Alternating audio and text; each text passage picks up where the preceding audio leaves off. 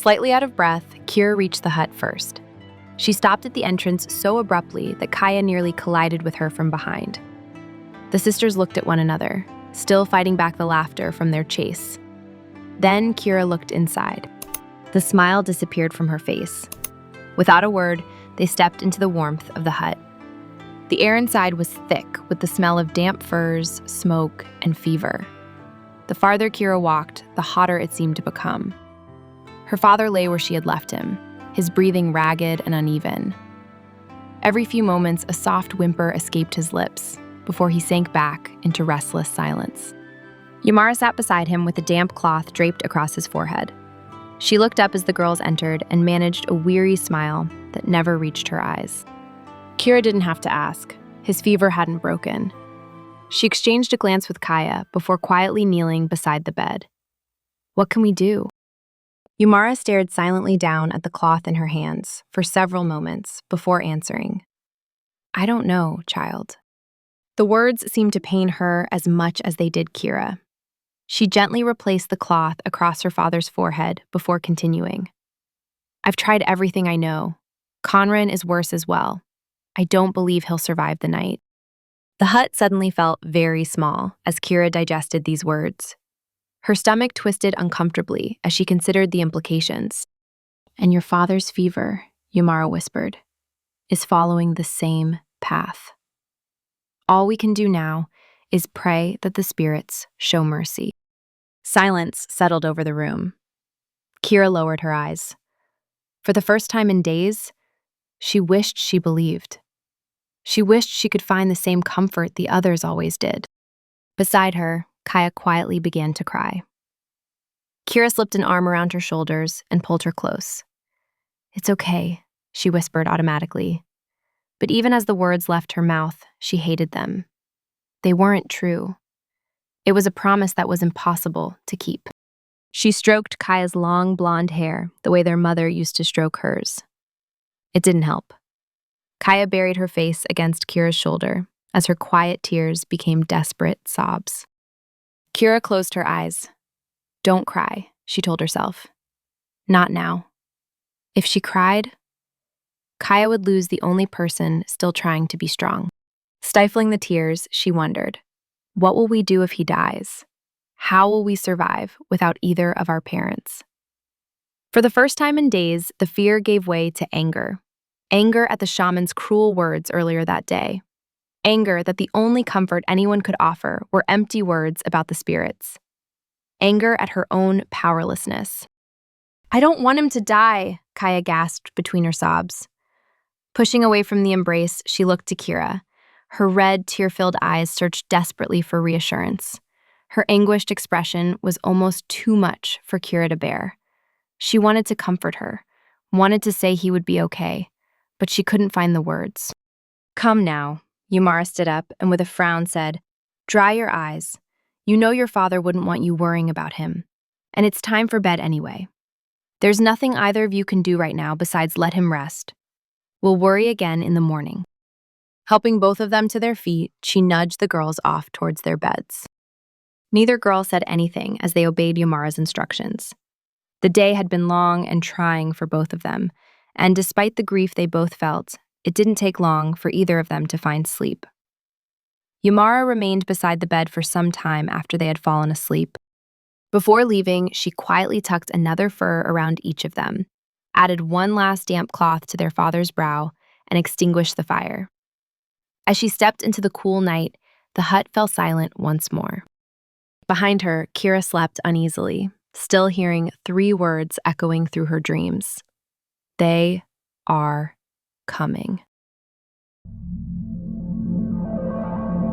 Falling, spinning, an endless sea of brilliant white lights whirled around Kira until she could no longer tell where the sky ended and the darkness began. She opened her mouth to scream, but no sound came. There was no air. Was this how it ended? Instinctively, she threw her arms outward. Something answered. Strength surged through her body unlike anything she had ever known. Every muscle obeyed with impossible power. Gritting her teeth, she fought against the violent spin. Slowly, agonizingly, the The stars began to steady, but she was still falling. Below her drifted a vast blue-green sphere suspended in the endless black. She knew it. She was certain she knew it. But from where? She wasn't slowing. She was falling faster, far too fast. A quiet certainty settled over her. She had failed. The blue-green world rushed upward to meet her, larger, closer still. There would be no surviving this. Her body relaxed. The fight left her. For the first time since the nightmare began, she simply closed her eyes. Spirits. The word felt strange, almost foreign. If you do exist, please, don't let her kill Kaya. She's only a child. Hot tears escaped beneath her closed eyes. Father, I'm sorry. I couldn't save her. I couldn't save either of you. The thought hollowed her. For one terrible moment, she surrendered to it completely. Then, something made her open her eyes. There it was, waiting above her. Silent, colossal, watching. That impossible ship. Everything. Every disaster, every nightmare, every fear. It had all begun with that thing. The grief inside her twisted and then hardened. Hopelessness burned away. In its place came something hotter. If she was going to die, she would not die surrendering. She drew in a desperate breath that shouldn't have been possible. No! The word tore from her throat. Her fists clenched. Not like this. The stars seemed to tremble around her. I will not let you take her. Kira, someone was shaking her. Kira, wake up, wake up. The stars vanished. The darkness collapsed around her. Kira's eyes flew open as she sucked in a desperate breath. Every muscle in her body tensed as though she had struck solid ground. Her heart hammered violently against her ribs. For one terrifying instant, she couldn't remember where she was. Where's Kaya? She demanded, lurching upright, searching wildly around the hut. Kaya stood near their father's bed, clutching a fur blanket tightly against her chest. Her green eyes were wide with confusion and fear. The sight of her stole the strength from Kira's body. Child, be still. You were dreaming. Yumara grabbed both of Kira's cheeks and forced her to look into her eyes. In a comforting voice, she said, Your sister is just fine. She is safe and sound. Letting go of her cheeks, she forced Kira to lay back down. Feeling disoriented, Kira repeated, Dreaming? With her face growing more concerned by the moment, Yumara replied, Yes, child. You let out a terrible howl, and then started screaming something about having to save Kaya. I think you woke half the village. Yumara explained as she examined the girl, holding her hand against her forehead to check for fever. Finding Kira's head cool to the touch, a look of relief spread across Yumara's face, and she asked, Do you remember what you were dreaming about? Kira tried to reach for the place she had just been, but like water slipping between her fingers, the images faded from her mind. Frustrated, she replied, I don't remember. I think I was falling, but I don't know where I was. It was someplace I had never seen before. Frowning, Yumara tucked Kira back under her fur covers. Hush now, child. Just rest. It is not yet morning. Yumara turned her head and squinted in the dim light. Kaya, don't be afraid. Your sister was just having a nightmare. You can come back to bed now. Hesitant to move, Kaya crawled back into her bed, her teeth chattering as she did so. Kira wasn't certain if she was shivering from the cold morning air or from having been awakened so suddenly. She wanted to comfort her, but before she could say anything, Kaya covered herself and turned on her side, facing away from her. It would have to wait. Yumara bent over and kissed Kaya on the side of her head, whispering something that Kira couldn't hear.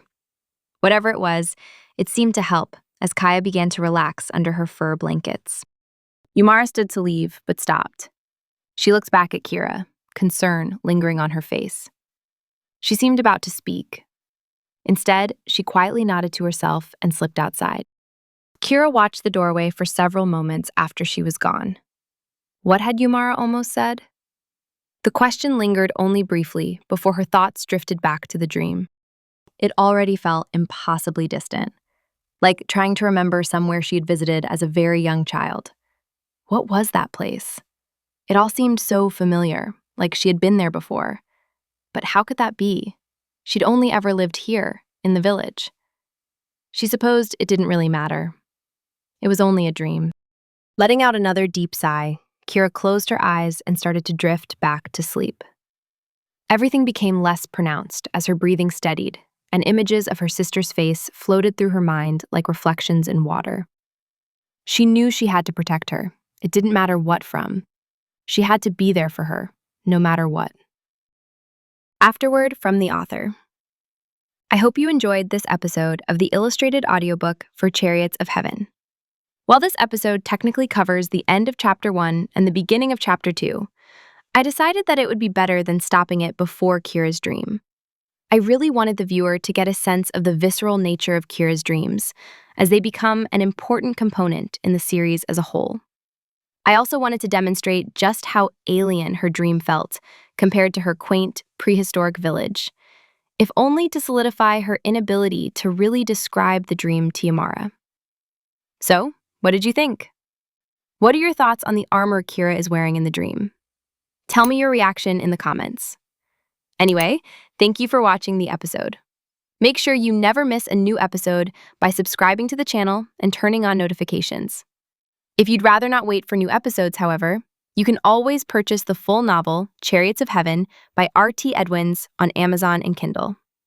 Thanks again, and see you next time.